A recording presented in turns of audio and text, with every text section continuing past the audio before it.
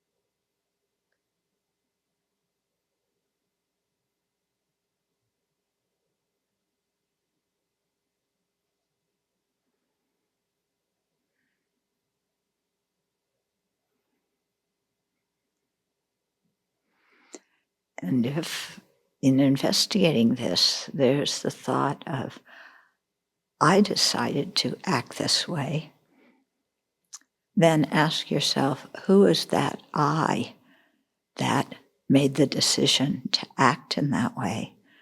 And why did that I decide to act in that way? What are the conditions?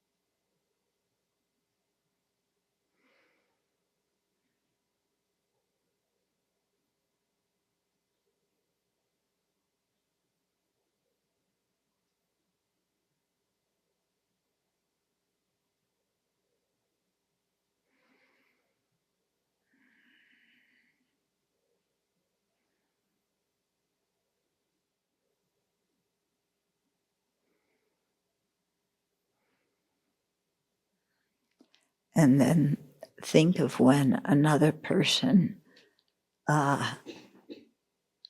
was upset or angry or irritated with you, and do the same kind of analysis.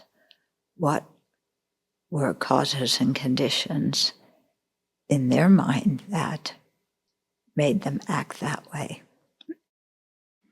And again, trace those back, because it isn't like one preconception just popped up out of nowhere that set the whole thing in motion.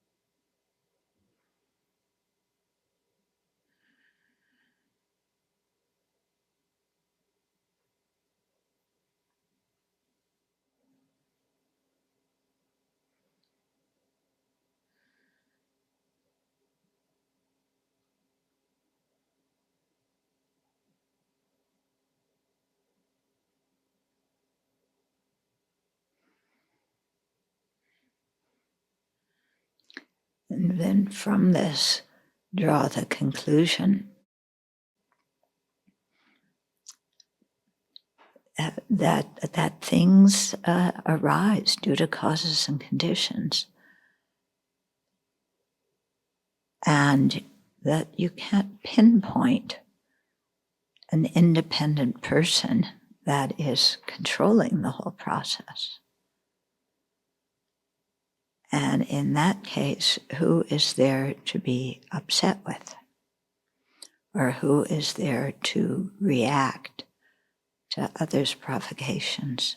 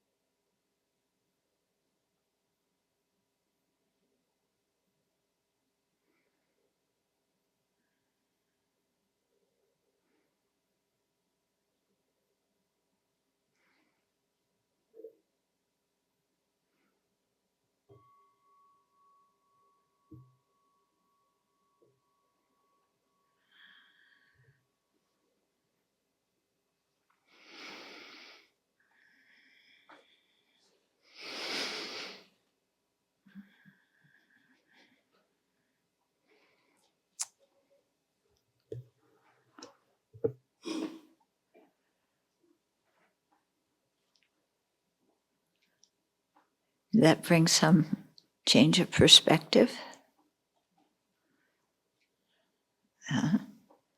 It's quite interesting when you try and really research the causes and conditions for our feelings, for our emotional responses, for our decisions.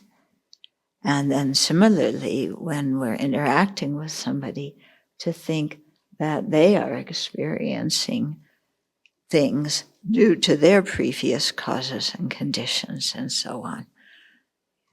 Mm-hmm.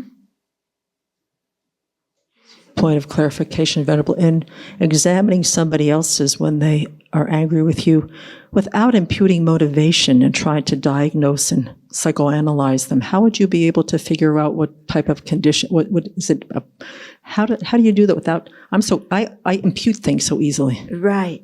You don't have to impute specific motivations on the other person. You can just, see, oh, why are they responding like that? Perhaps because of cultural conditioning, or perhaps because of their family condition, or perhaps because of the philosophy that they've adopted. So you don't have to impute specific things. But the point is to see that with everybody, things are arising due to causes. It's not like, it so often appears to us like, oh, that person is speaking to me that way for a reason, and they have decided to speak to me that way.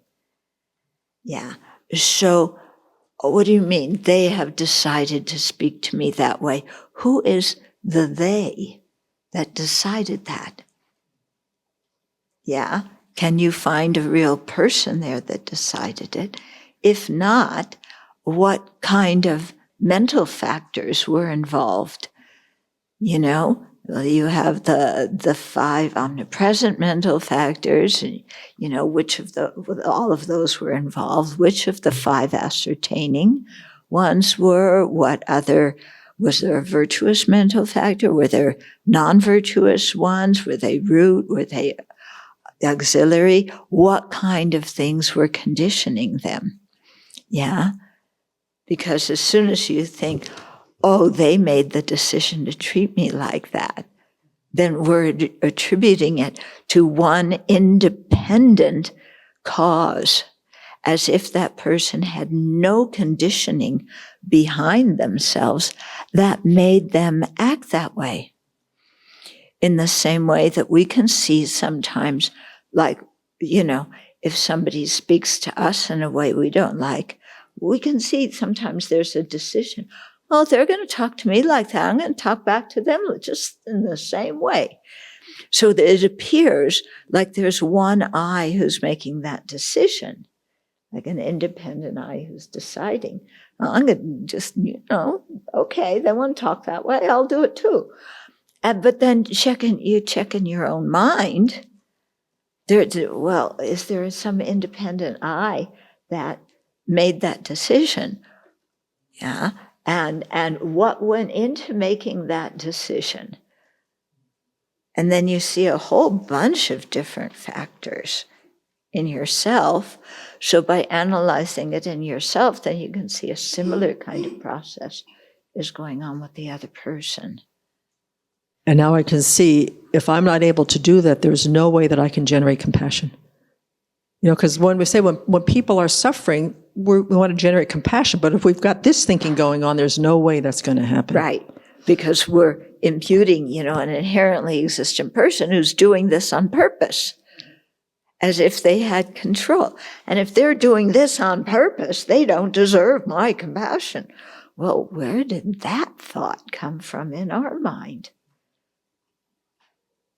What's the conditioning that we have that people who are rude or inconsiderate or disagree with us or want things done their own way are unworthy of compassion?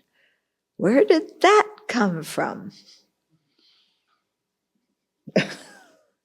Yeah, because that thought comes in our mind. Doesn't that thought come in your mind sometimes? Yeah.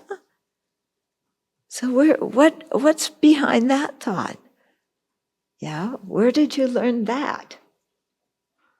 Or why do you think that? What reasons are they for thinking? Are there any good reasons for thinking that way?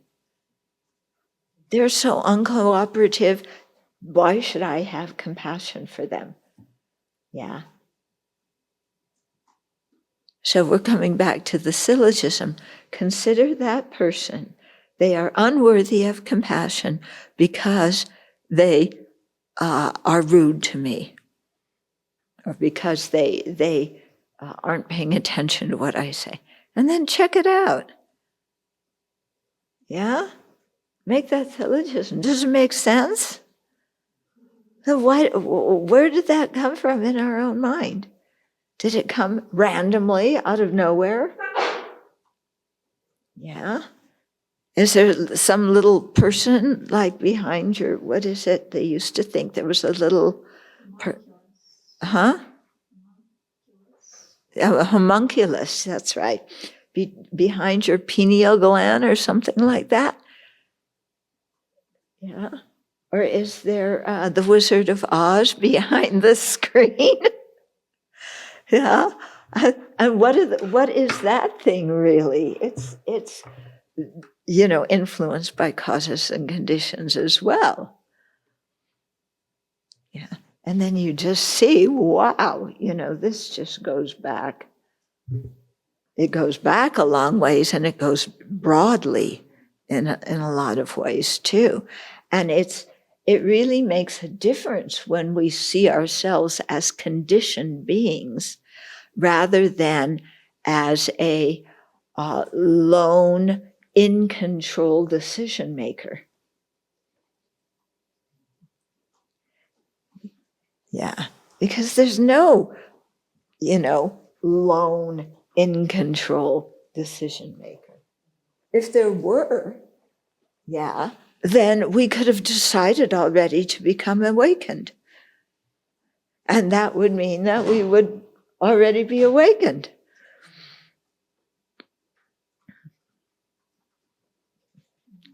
Okay, so the whole theme of this whole section, and it's going to continue today, is really seeing, it's taking anger as the example, which is a good example, and to see how our own and others' anger arises due to causes and conditions. Yeah.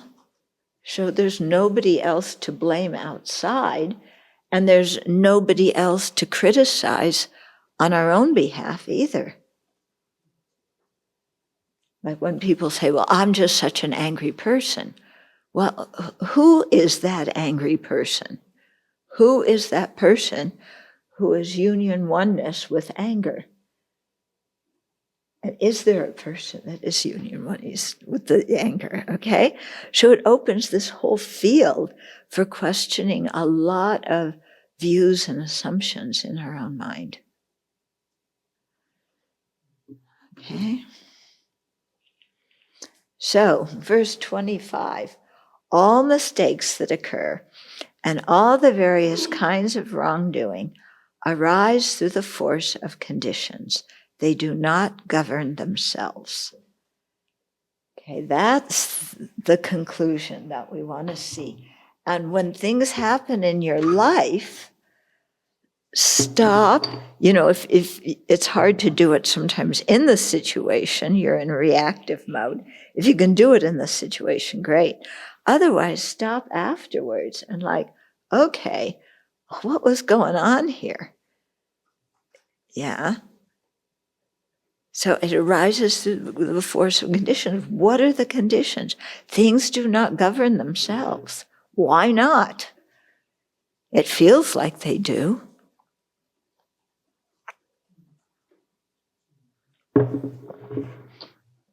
And then we see that just because we feel like doesn't mean what we feel like is true or realistic or anything like that.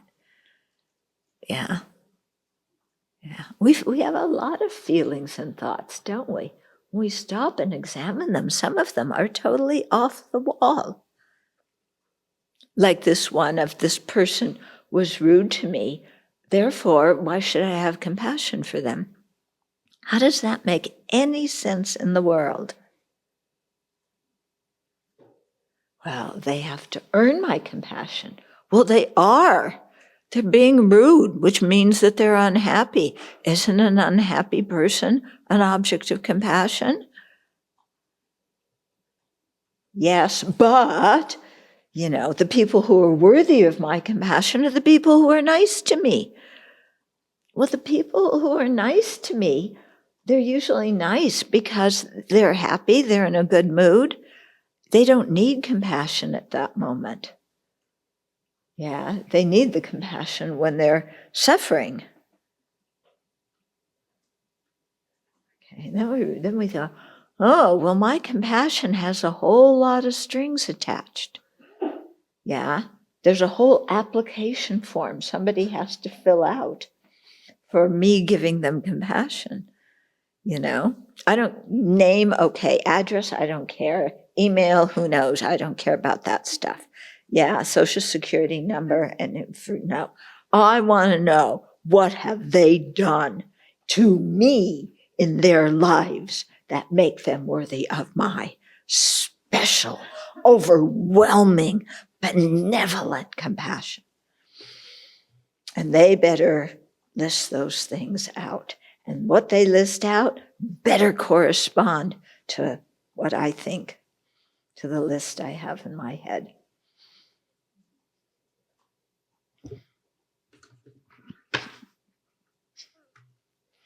It's pretty funny when you think about it, isn't it? It's really funny. Verse 26, these conditions that assemble together have no intention to produce anything, and neither does their product have the intention to be produced. Okay, so we can even start out with an inanimate object. Okay, did the causes and conditions of this table, have the intention to produce a table? Yeah, the wood. Oh no, it wasn't the wood, it was the carpenter had the intention to produce a table.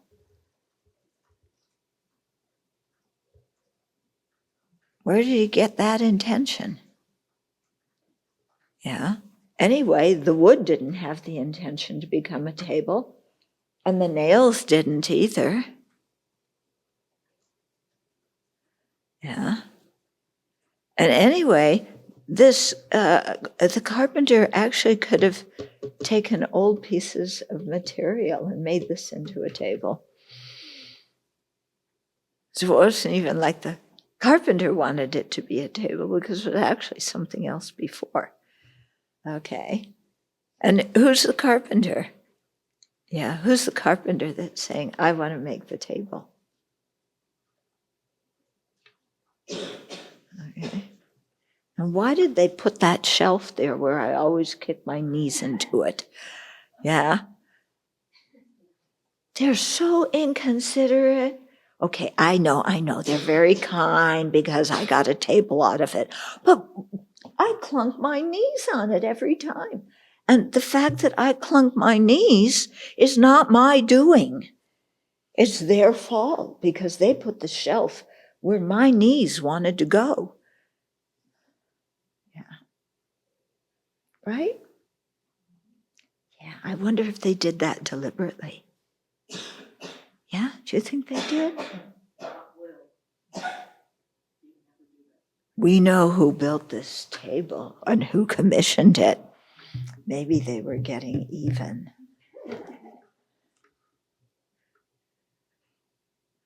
What was their motivation anyway for offering a table?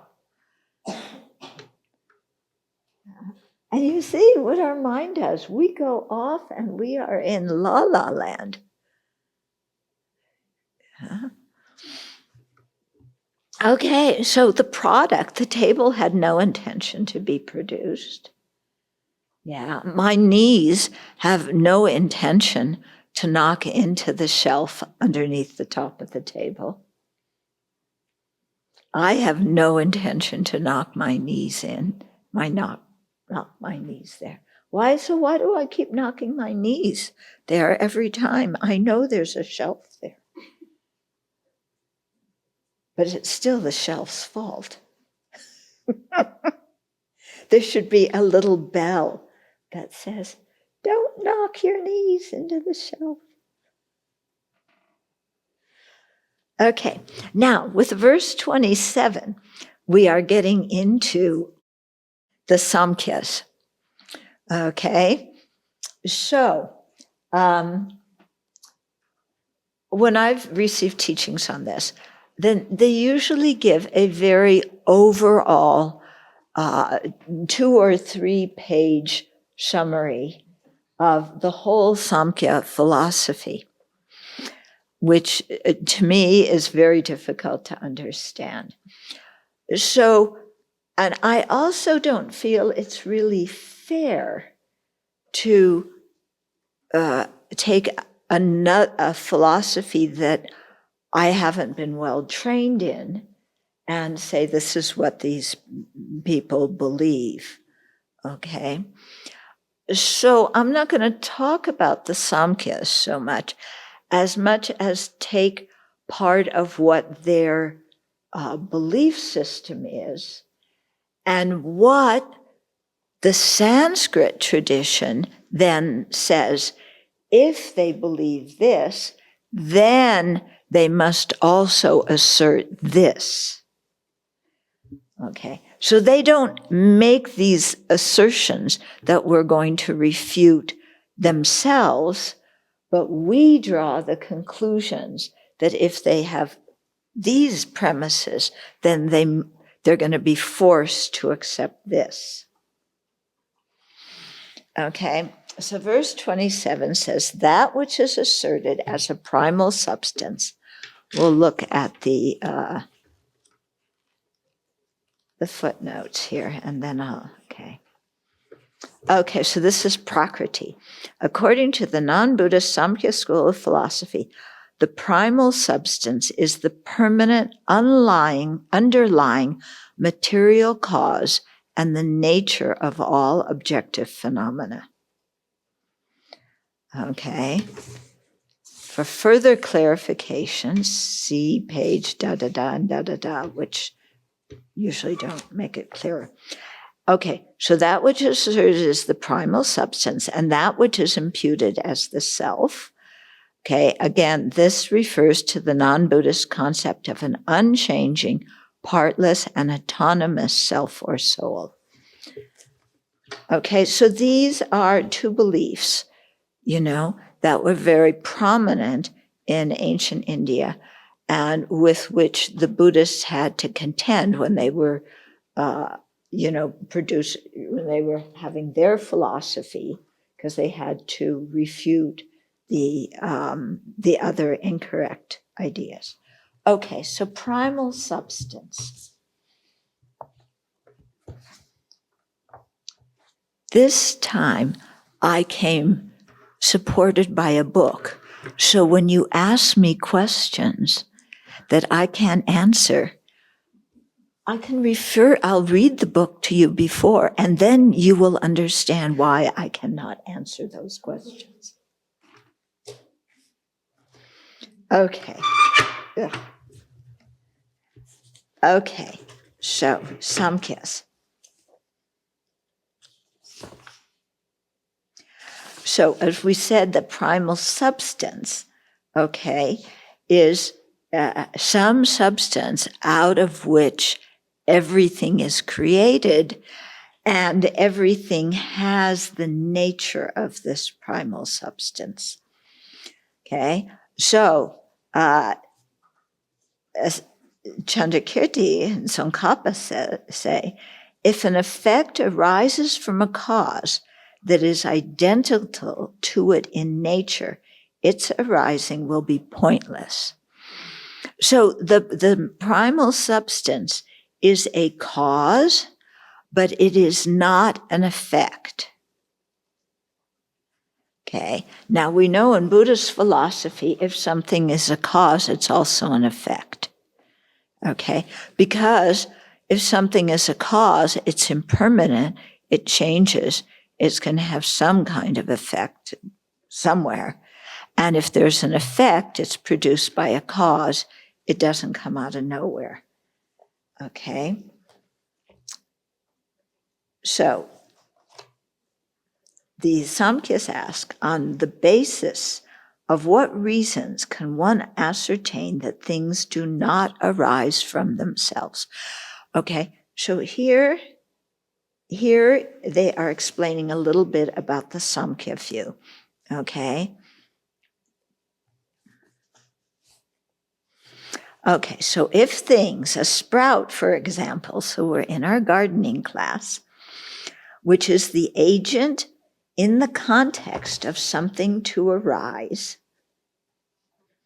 originate from themselves, nothing additional is gained by coming into being in such a manner.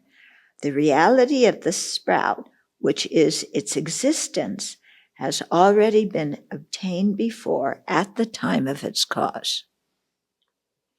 Got it? Yeah? Makes sense? Yeah? So what it's saying here is you have this prakriti, this primal substance, and it's a cause but not an effect.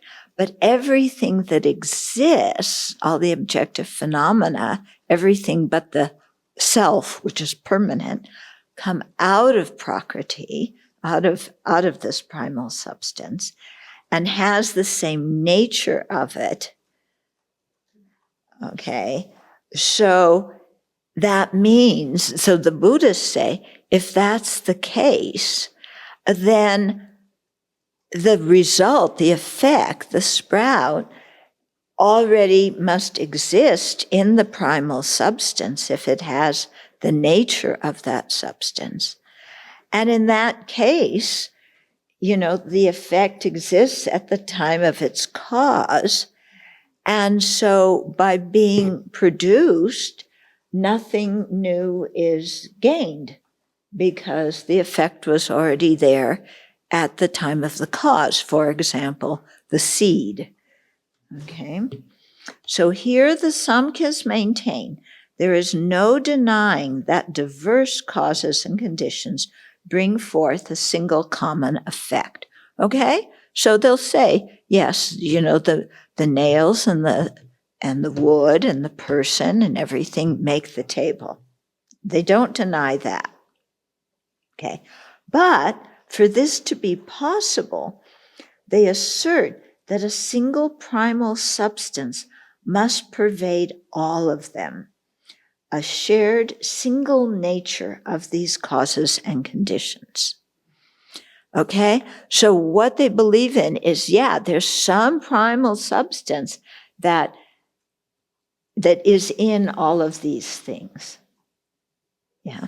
So this, there's some similar views around today, even, when, and people sometimes attribute it to God.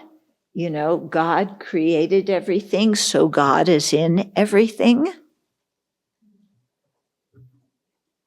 Yeah. Or there's some primal substance, ethereal substance that we can't put our finger on, but from it, everything manifests. So the whole universe manifests from this primal substance, which you can't really say what it is. Hold the questions for now. Okay. So for this to be possible, for diverse causes and conditions to produce something, they assert that a single primal substance must pervade them, a shared single nature of all these causes and conditions. So all these things have some common nature, that they share. Therefore, whatever is the nature of the cause, a barley seed, for example, is the same nature as that of the conditions, the water, fertilizer, and so on. Likewise, the nature of the sprout and the nature of its causes and conditions are also the same. Okay, so we might say, well, everything's material in nature, but, they're not, still, it's kind of vague. What do you mean material in nature? Especially when you can go, material things can transform into energy, and energy can transform into material. Likewise, the nature of the sprout and the nature of its causes and conditions are also the same. This they assert to be the nature of all manifestations of phenomenal reality. Okay, there's a footnote here. Let's see.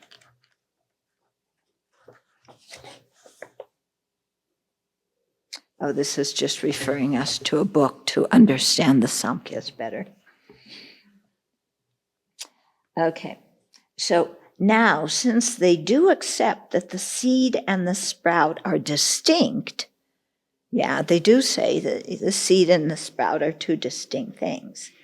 They do not say that the sprout arises from the sprout itself. So the Samkhyas do not say that the sprout produced the sprout. Nevertheless, when they assert that the sprout arises from its seed and from its own nature, given that according to them the two natures of the seed and the sprout are the same, therefore it must arise from its own nature, and an unmanifest sprout must exist at the time of its cause. Okay? So the Samkhyas are, so they're saying that the seed and the sprout are distinct phenomena. We would agree with that. But they share the same nature. This nature, primal nature, whatever that is. Okay? And so, because the seed has the same primal nature as the sprout, okay, then the sprout must arise from its own nature, because its own nature is in the seed. Okay? And so therefore, there must be an unmanifest sprout that exists at the time of the seed, because the seed and that unmanifest sprout have the same nature. So when the sprout is produced, it just carries on that same nature. It doesn't have a different nature, because they're all uniformly the nature of this primal substance. Okay? So this is, in fact, how they uphold the notion of arising from itself. Okay? So there's the whole refutation of inherent existence, where we refute things arise from themselves, from other, from both, from causelessly. Okay? So the one of rising from itself is negating the Samkhya view. Okay? So although some elements of Samkhya do not speak in terms of arising, but assert that what was unmanifest at the time of the cause becomes manifest from the cause, the meaning remains the same. In other words, if the cause and result have the same nature, then the result existed at the time of the cause, because the result's nature was existing at the time of the cause, because it's the same nature. So therefore, the result must be unmanifest. And then somehow it manifests from this primal substance. Okay, so that's what the Samkhyas say. Now here, when it's talking about nature, it doesn't mean nature in the same way that the Buddhists speak of it, like when we say product and impermanent are the same nature. It doesn't have that meaning, but it's like sharing some kind of something that's out of which everything is made out of. Okay? So if we come back to the verse, so that which is asserted as the primal substance and that which is imputed as the self, so the self is a permanent, partless, independent self. Yeah. So the kind of Atman or soul that non-Buddhists believe in. Okay. So since they are unproduced, they do not arise after having purposely thought, I shall arise in order to cause harm.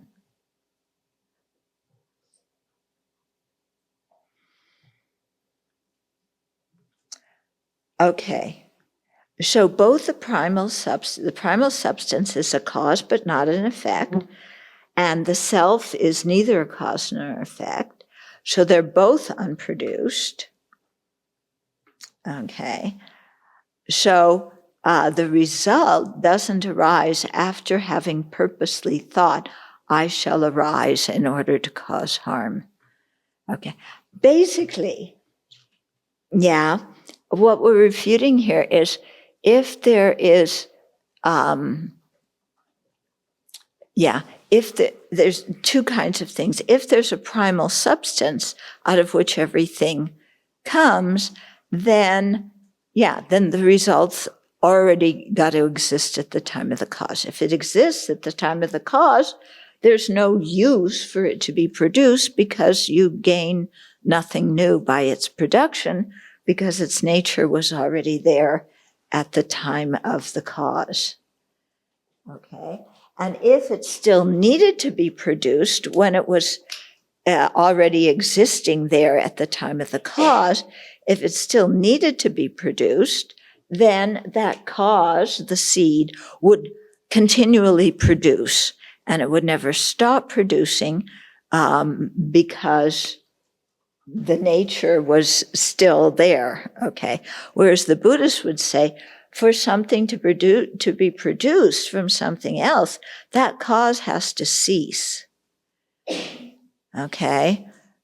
So what they're kind of saying is the cause and the sprout, the seed and the sprout are distinct, but there's something in the seed that goes into the sprout. Yeah? Like, the seed transforms into the sprout, so it looks different, but there's something that goes in, because they have the same nature. Well, if that's the case, then it's going to keep being produced because that cause has not ceased.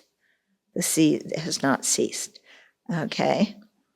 So it's going to be produced endlessly, or if you say it doesn't need to be produced at all, that's not the case that it's going to be produced endlessly, then, it's never going to arise at all.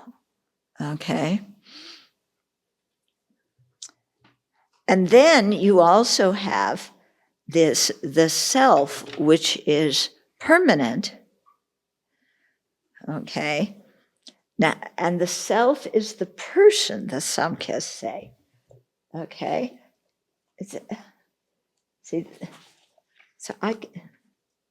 This is why it's difficult, because I don't see the logic in their philosophy, so I can't explain it properly to you. I have to see the logic. But cutting through appearances, if you want to learn more about the Samkhyas, or what the Buddhists say the Samkhyas believe, it starts on page 158. Okay. In Illuminating the Intent, it's on page 198 in the English. Okay. So then, if there's a permanent self in the person, let's not stay in the Samkhya view, but with any view that says there's a permanent person, there's a permanent soul, there's a permanent essence of who we are, can that self make any decisions? Because remember, permanent, if something is permanent, it cannot be influenced by other conditions. It cannot change. Yeah. So if there were a self, that decided to produce things, but it were a permanent self, then you would have a permanent self that had to change, because making a decision implies change. And then producing something implies change. But something that is permanent is fixed. It cannot change. Okay, so that's a real interesting thing to really steep your mind in, especially if you've been brought up in a Christian culture where there is a permanent soul and a permanent essence of who you are. Okay. And so does that soul make the decision? Well, we may not say that. I don't know Christian theology, so I'm not speaking for them here. Okay? But if you hold that there's a permanent soul, and then you say, but the permanent soul cannot change, so it cannot make a decision, but there's some kind of mind, that is somehow, that's the mind is the one that makes the decision, but the mind isn't the soul. Okay, the mind makes the decision. Okay, so if you say that the soul and the mind are two different things, but the soul cannot produce anything and the mind can, but somehow the mind came out of the soul, because the mind thinks, the mind isn't something material. So that must have come out of the soul somehow. So then you're thinking that there's something permanent and something impermanent at the same time. Or so maybe you say the mind is different than the soul produced the mind, or the soul is permanent, but when it makes decisions, it becomes impermanent. You'll remember Geshe Topke when he was, going through all these refutations in chapter 2 of Pramnavartika. These are the kinds of beliefs and the non-Buddhist schools who hold them that all these refutations were about.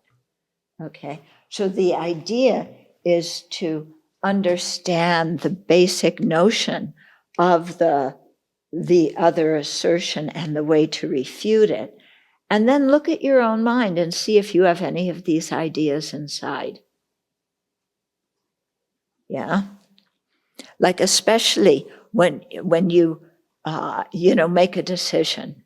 Okay, I'm going to decide. I'm going to decide to have 2 bowls of ice cream today. Okay, instead of 1 bowl. Because it's a decision. You kind of you already made the decision for 1 bowl, but that you can blame on everybody else because everybody's having 1 bowl. But then when you say there's extra left, so I'm going to go get it, I am making the decision. Okay, so to make that decision, that person has to be impermanent. Because something that is permanent cannot change and go from the state of not having made a decision to having made a decision to get 2 bowls of ice cream. Okay? So who is that I? Is that I that soul?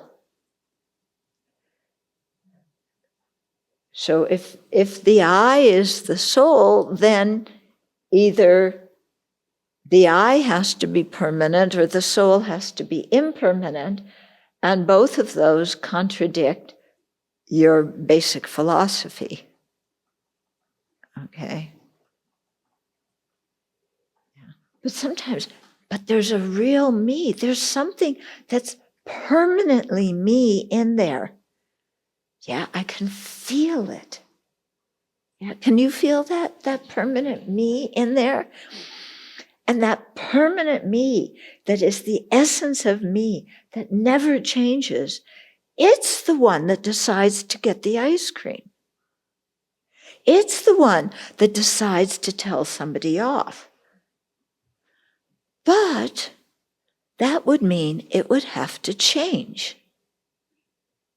So something is not making sense here. In the same way, if you believe in a permanent God, God is permanent. Nobody created God. Okay? Nobody created God. God's just been there all along, uncreated. If God is uncreated, then God cannot create, because something that is permanent is not influenced by conditions. And in order to change from one thing to another, there has to be other forces that impact something. Okay. Without other forces that impact something, there's nothing to make it change. Okay. So how then did God produce? Or why did God produce? God is uncreated, permanent. But then he had the idea, I'm going to make human beings. Where did that idea come from? Something that is permanent cannot produce ideas. Something that is permanent cannot manifest material objects. So then you're stuck in your philosophy, or you refine your view. As we'll see in Pramnavartika, we saw that the non-Buddhists kept refining their view whenever the Buddhists caught them at some illogical point. And then you might say, but God is both permanent and impermanent, just like I am both permanent and impermanent. But something cannot be both, because those two traits are contradictory. Yeah, something can't have two contradictory attributes at the same time. So then you revise it and you say, no, it's permanent at one time and then it's impermanent at another time. So you see, it's not at the same time that they're both. First it's impermanent, then it goes back, it goes to be impermanent, and then when it's not creating, it goes back to being permanent again. And then when it creates something more, then it goes, into impermanent. Well, if something is permanent and not affected by causes and conditions, how is it going to transform into something impermanent? Because becoming something different in nature is going to require causes and conditions. But your permanent God can not be influenced by those, so God cannot become impermanent. Our soul, who is really me, cannot become somebody who makes decisions. Okay? So this is what we're getting at. And, you start out doing this on the intellectual level, but then you check your own feeling. Yeah. And there's that feeling in there that there's really something that is intrinsically, inherently me. Or there's really something that God created. There's some other being that created my consciousness and created this soul. And then you start applying this kind of reasoning to see if that's possible. And then you begin to realize that what you feel is something made up. Yeah. Made up in a way of being fabricated by afflictions, fabricated by ignorance. So 28, if they are unproduced and non-existent, then whatever wish they have, okay, so if we say that the self and the primal substance are unproduced and non-existent, then whatever wish they have to produce, harm will also not produce, because something non-existent cannot produce something. Since this self would permanently apprehend its object, it follows that it would never cease to do so. So if the self were permanent, then when you say, I see the cup, then you would always see the cup. You could never see the table. because a permanent self doesn't change. Furthermore, if the self were permanent, it would clearly be devoid of action like space. Again, something permanent cannot act. So even if it met with other conditions, how could its unchanging nature be affected? So that's why a permanent God cannot become impermanent to create and then go back to being impermanent. And same with the self. Okay.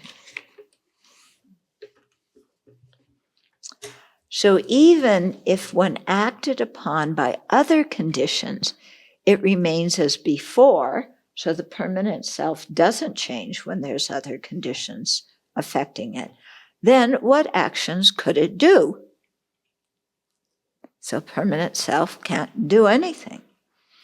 Thus, if I say that this condition acts upon a permanent self, how could the two ever be causally related?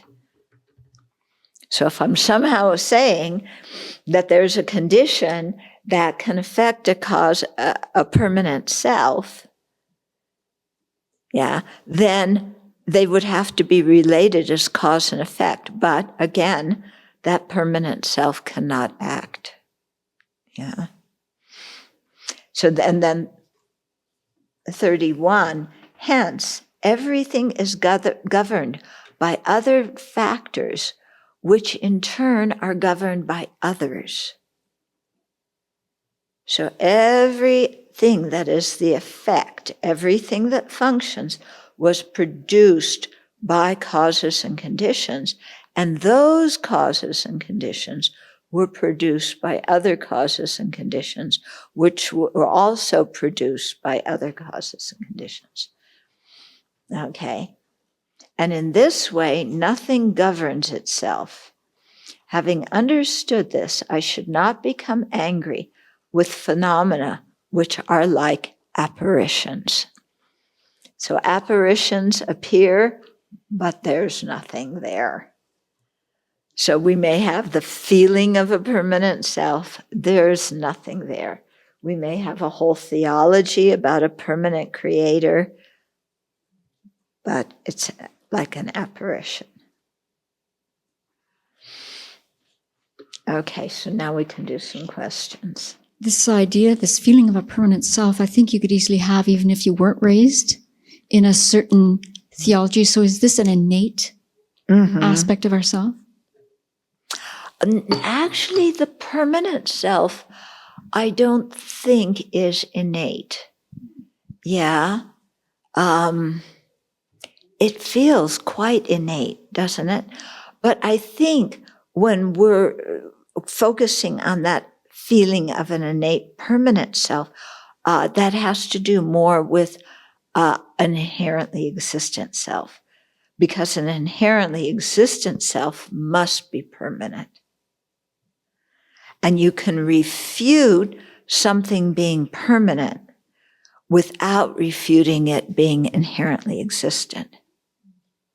Like the lower schools, all say that, the table is impermanent, but it's inherently existent. And so definitely the non-Buddhist schools say that as well. Yeah. But it's sure in there quite deeply, isn't it? It seems like it's part of self-grasping ignorance, which is innate, right? Yeah. But it seems that way because an inherently existent self would have to be permanent. But being permanent is not the definition of an inherently existent self. Yeah. But so that comes down to the four, distorted conceptions. When I've asked that question, are those four innate or are they acquired? Yeah. Mostly the response I've gotten, they don't say they're acquired, they just say they're not innate. Yeah. So, I think what you're getting is an inherent grasping at inherent existence then will give rise to grasping at permanence in some phenomena, not in other phenomena. Yeah.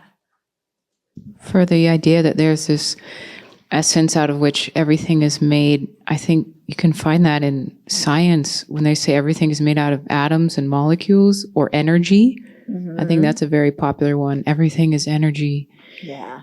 And then I was also thinking a more Buddhist sounding idea is saying everything is made out of mind.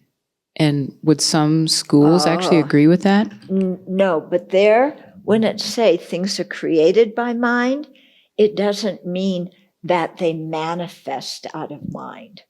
Yeah, mind is not like some kind of primal substance and it comes. When it says things are created by mind, it means that the mind creates karma and the karma influences, for example, the physical world. It doesn't create the physical world. It influences, because you have the laws. Buddhism doesn't deny the laws of biology and chemistry and these things. We don't say the mind created those laws. Those are natural laws, yeah. But the karma influences them. So that's one way the mind creates, influences or creates. Another way is our present state of mind. How we look at things creates our experience, how we experience those things. But it's not like, there's some, energy substance that you can't put your finger on, but somehow it produces other things. Not like that. There's that metaphor, it's not the flag that moves, it's your mind that moves. That kind of gives the flavor that, it's all your mind. Everything is just your mind. And that's a wrong way of interpreting that thing. What it's meaning is our mind focuses on the external thing of the flag moving, but it's really our mind distracting itself by going to an external object and getting all entangled with it. Okay? So the mind is moving.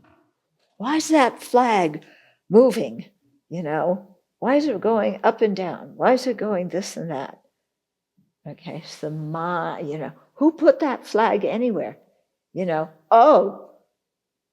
a Confederate flag. Oh no, we'd better take that flag down, before our neighbors see it. Or we like that Confederate flag. We want our neighbors to see it. It's, the mind is moving. So the Chittamautrans wouldn't say that everything, since the seeds all come from the same place, they wouldn't say that? No. That everything's mind? No, this Chittamautrans are not saying everything is physically made of mind. It's saying that the perceiving consciousness and the perceived object have the same substantial cause. Okay, because we usually see, there's me here and there's the book there, and there's no relationship between us. And the Chittamautrans say, well, why are you perceiving a book? Why does this thing appear to you as a book and not as a rectangular box? Yeah, well, because there's seeds in the mind that create the perceiving mind and the objects that's being perceived. Okay, and there's many different kinds of seeds in the mind. Yeah. Is something inherently existent present in a portion of time which is somehow connected to the next portion of time? Or is that just grasping at a permanence? That's grasping at inherent existence and grasping at permanence, and that is not the way things are. Yeah. How can it be said that the mind is moving if it doesn't exist physically? Because it doesn't mean physically moving. It means the attention is moving. Oh, that's it. Okay. Okay. So the whole point here is, again, look at how we think of causality. Yeah. Do we think that there's some immaterial thing that everything is made out of? And also, this is related in modern times. We also have this idea of one cosmic mind. Yeah. Have you ever heard of the one cosmic mind? And so all people are born out of that one cosmic mind. And when we die, we go back into that cosmic mind. Okay, so there's that theory. It's quite, I think, popular in some New Age kinds of things. Yeah, but again, if you examine that, it's very difficult for it to hold up to logical reasoning. Okay, because, well, yeah. I mean, if it's a cosmic mind, and if it's a permanent cosmic mind, yeah, then how's it going to produce? Yeah, and especially because what it produces is something that changes. Our minds change. Or you have to say our minds are also permanent. But, that isn't the way things are either. It's very clearly our minds change. Yeah. And then at the end, our minds dissolve back into that one cosmic mind. What made the cosmic mind produce our mind? What made it produce it the way it is? Must have been influenced by other conditions. Is a cosmic mind influenced by other conditions? No, it's the one originator, and it's the one who makes the decisions about what it's going to produce. So it's not influenced by other conditions. Okay, see, it gets all tangled up like this. Yeah. But when you're having your review classes on Pramanavartika, this is, she's probably reviewing the syllogism, showing that the Buddha is a reliable guide. But this is the section before that. So not last year's teachings, but the year before. Okay. And, okay, let's do, so we did 31, didn't we? Hence, everything is governed by other factors, which in turn are governed by others. And in this way, nothing governs itself. But I want something in charge. I want someone in charge of this universe. I can't, the idea that it's everything bouncing off of everything else is so unorganized, and so I can't stand it. There's got to be some organization and uniformity and someone who makes the decisions.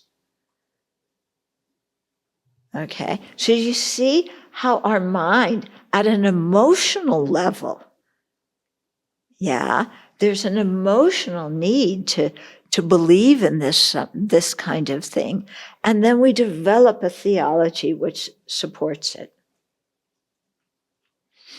But Shantideva's conclusion is, having understood that nothing governs itself, I should not become angry with phenomena that are like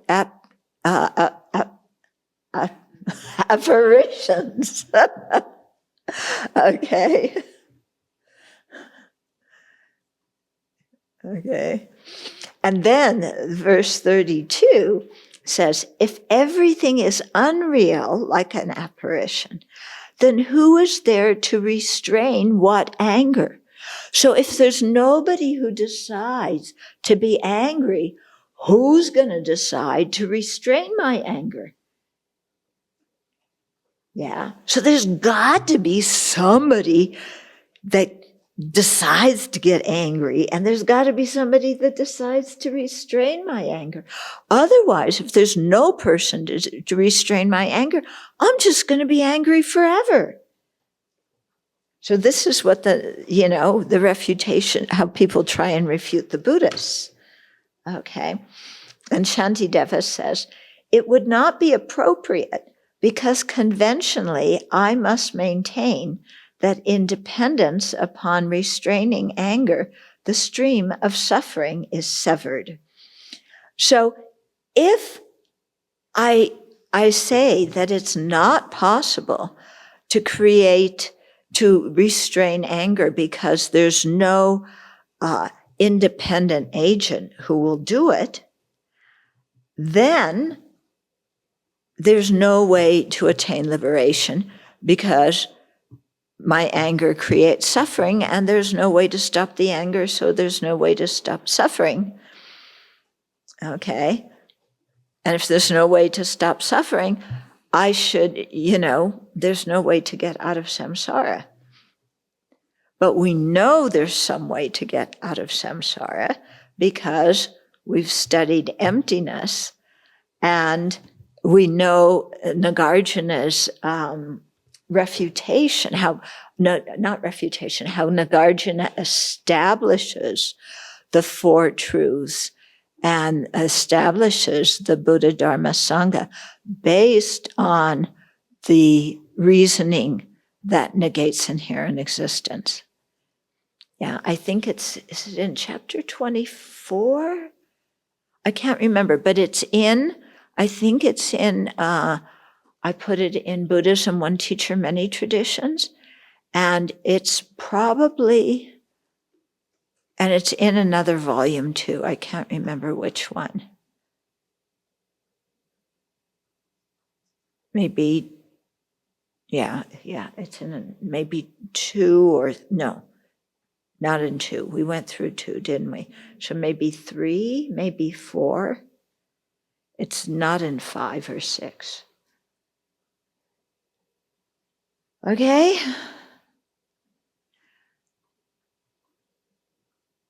So that whole thing,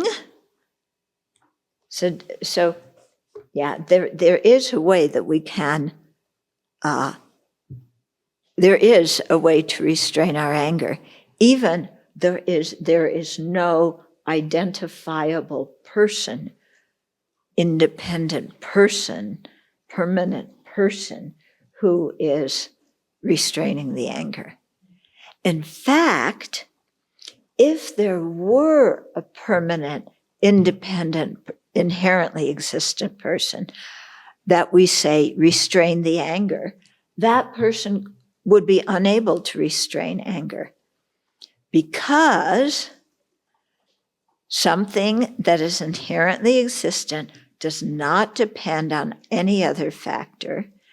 And to go from being angry to restraining anger entails change, and to change means that it's got to be influenced by other factors, okay, other conditions.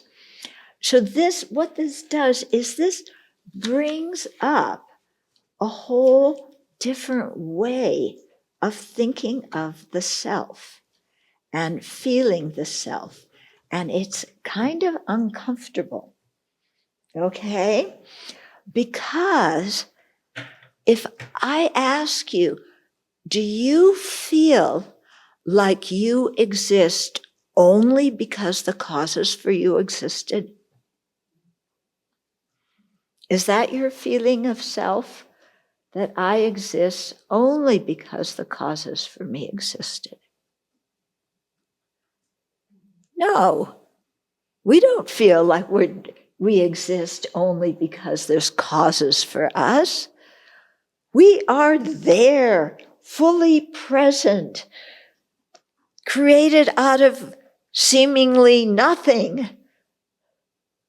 Yeah? There's this permanent, independent me that's got to exist because it's the basis of everything. And if you say that, I'm only produced by causes and conditions, and if one of those causes and conditions were not present, then I wouldn't be who I am. That's too much. I cannot accept that. Because there is this real me in there. But actually, if our eyes are open, or if our mind is open, moment by moment, who we are is changing. Yeah. We're being influenced by everything. Yeah, every small sense perception, every small thing, idea, feeling that floats through the mind, all these things are influencing us. And all these things don't say, oh, I'm going to influence this person. All these things, our feelings, our emotions, all these arise due to other causes and conditions. And there's no one in charge of the whole thing. There's got to be somebody in charge. Yeah, just like we say, every company has to have a CEO. And we think the CEO, once you have the corner office, you are permanent and independent. The whole company, the running of the whole company depends on you. No, it doesn't. CEO does not run the whole company. Yeah. Every single person who works in that company is running that company. And the CEO is only the CEO because everybody else acknowledges him as the CEO. And because he has certain tasks, assigned. But that person isn't the heart of the company. When you say, say the name of a company, we say Google, okay? Or Facebook. Facebook's the new demon, okay? Yeah, Facebook. What in the world? Analyze, what is Facebook? It feels so solid. The government wants to control it, okay? And Biden met with all these business leaders yesterday, to get ideas about, how to raise money for the new tax kind of thing. So, but all these CEOs, do they have full control over the company? No. All the workers have to do is say, we're quitting, and the CEO is out of a job too. Okay. So the more you look, there's it's all just causes and conditions coming together. There's nothing you can pinpoint and control. Yeah. And if that leaves you feeling a little bit weird, that's good.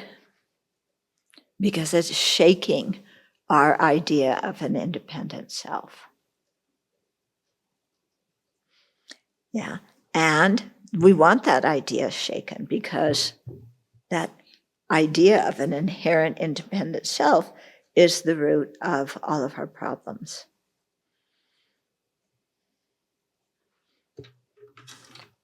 Okay.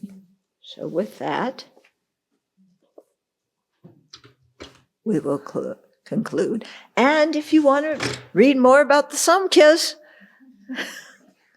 yeah, or there's several other non-Buddhist philosophies that you can read about too. Yeah. So who's deciding to chant? We're all going to chant. We all know we're going to chant right now. Who's deciding to chant?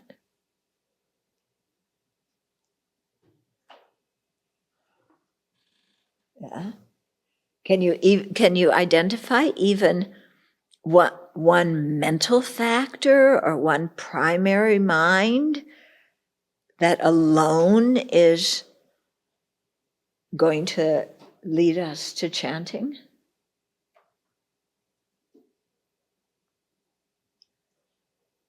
Yeah. So very interesting to watch this.